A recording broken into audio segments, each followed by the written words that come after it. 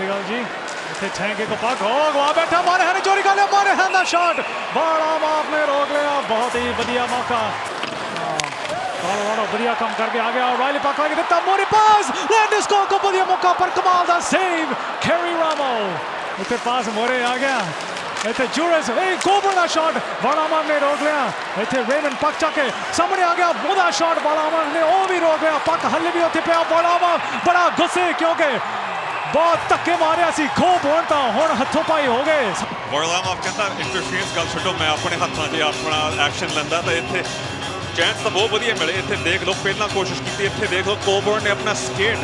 जिहड़ा बालामन दे ग्लव ते बड़ी खतरनाक गल भी हो सकती है बड़ी डेंजरस भी हो सकती है जी काफी इत्थे गुस्सा किया वारलाम ने ते देखो जूरस नूं किवें कैंची पा के बैरी ने ढा लिया सी आ गया लैंडस्कॉक पक चके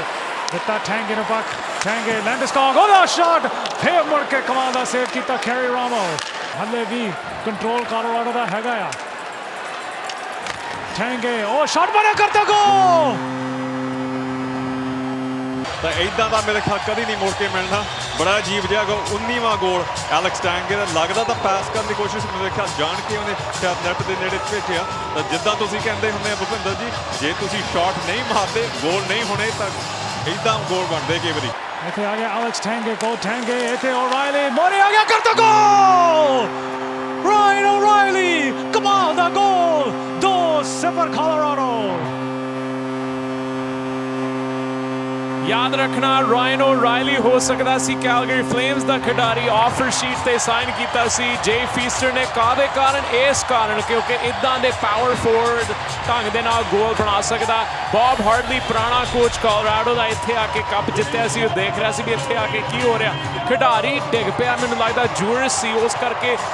ऑड मैन रश हो गया कोलोराडो वास्ते ते किवें बस टीजे ब्रोडी वर्गे वधिया डिफेंसमैन नूं बहुत ही आसानी दे नाल पार कर गया रायली ते टंग दित्ती पाक बिल्कुल जी पास दिता टैंगे ने जो पहला गोल भी किया दूजा पॉइंट मिल गया तो जिदा तुसीं कहा जी रायन ओराइली का पावर मूव वो डरिया नहीं लगता शायद टीजे ब्रोडी थोड़ा जिहा डर गया होगा तो गोल कर दिता दूजा कोलोराडो ने कड्डिया पक बाहर नहीं कड्डिया रसल ने हाले भी अंदर रखा जोन के पर हुण मौका हैगा इत्थे एवरबर्ग गोल तो आ गया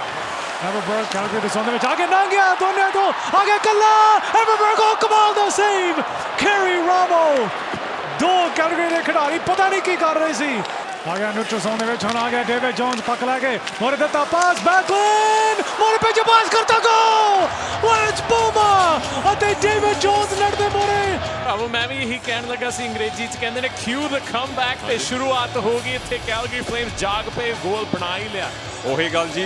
देख लो इत्थे मौका हैगा सी कोलोराडो न्यूट्रल जोन च पक कड्ढण दे पर फिर भी लगदा सी मौका गया पर लैंस बोमा ने सॉरी बैकलाइन ने इन्नी वधिया तरह पास मोड़ के दित्ती तो जोन्स नेट ते पहुंच गया मिचल हाले भी पक ओदे कोल मिचल वधिया स्टिक हैंडल नाल ब्रेकां लाइयां पिछे देख रहा मैं पक किवें देना ओ लंघ गया ब्रोडी तो मिचल ओदा शॉट करता गोल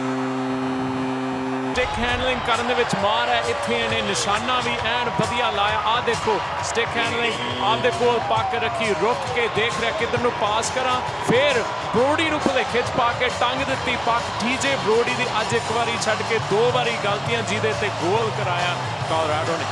गलती तो पहले गोल तो सी इत्थे तो बेइज्जती हो गई मेरे ख्याल चंगी तरह जॉन मिचल ने दिस शॉट मारे 8वां गोल ਉਹਦਾ सीजन ਦਾ ਤਾਂ ਹੁਣ ਜਿਹੜਾ ਜਿੱਦਾਂ ਤੁਸੀਂ ਕਿਹਾ ਸੀ cue the comeback maybe comeback खत्म भी हो सकता है इत्थे जी पक फड़ के डिशेन थल्ले डिग पिया माइकल बैकलाइन चुकिया पक जोन्स दिता दबा दा पास बोमा ओदा शॉट करता गोल लैंस बोमा 3-2 हुण कोलोराडो हल्ले अगे लैंस बोमा पिछली गेम दे विच इहनूं गेम चों बाहर कढ दिता गया सी क्योंकि जिहड़ा धक्का इहदे तो बचिया रैफरी साहिबानां नूं पसंद नहीं सी अज वापस आके जवाब दिता इहे जे खिडारी गोल करी जा रहे हैं जिन्हां तो उम्मीद है ही नहीं सी गोलां दी उस करके कैलगरी फ्लेम्स नूं कामयाबी मिल रही है कि इत्थे भी कोई कसर नहीं छड्डी रणदीप जी बोमा ने हाँ जी असीं जॉन मिचल दी सिफत करते सी इत्थे न्यूट्रल जोन च पक गवा बैठा तो स्लैप शॉट देखो लैंस बोमा दी जी 13वां गोल ਉਹਦਾ इस सीजन का तो ब्लॉकर साइड गया तो कोई मौका नहीं इतने धक्के भी मारता गोल भी करता कहता स्टिक मेरी शट ਇੱਥੇ ਦੇਖ ਲਓ ਨੀਲੀ ਲਕੀਰ ਦੇ ਨਾਲ ਘੁੰਮਦਾ ਫਿਰਦਾ ਕਹਿੰਦਾ ਪੱਕ ਫੜਾ ਮੈਨੂੰ ਸਲੈਪ ਸ਼ਾਟ ਮਾਰੀ ਤਾਂ ਵਧੀਆ ਤਰ੍ਹਾਂ ਗੋਲ ਤਾਂ ਲੱਗਦਾ ਕਿਊ ਦਾ ਕਮਬੈਕ ਇਹ ਖੁਦ ਵੀ ਕਹਿ ਸਕਦੇ ਹਾਂ ਜੀ ਬ੍ਰੋਡੀ ਨਹੀਂ ਸ਼ਾਟ ਮਾਰਿਆ ਹੁਣ ਦੂਜੇ ਪਾਸੇ ਪਾਸ ਭੇਜਿਆ ਸੀ ਆ ਗਿਆ ਲਾਈਨ ਤੇ ਸ਼ਾਟ ਹੀ ਆਜ਼ਾ ਕਮਾਲ ਦਾ ਸੇਵ ਵਾਰਲਾਮੋਵ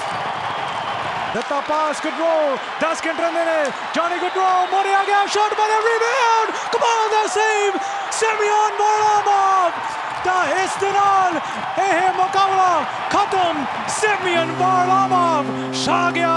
ਅਤੇ ਕੋਲੋਰਾਡੋ ਐਵਲਾਂਚ 3-2 ਦੇ ਸਕੋਰ ਦੇ ਨਾਲ ਜੇਤੂ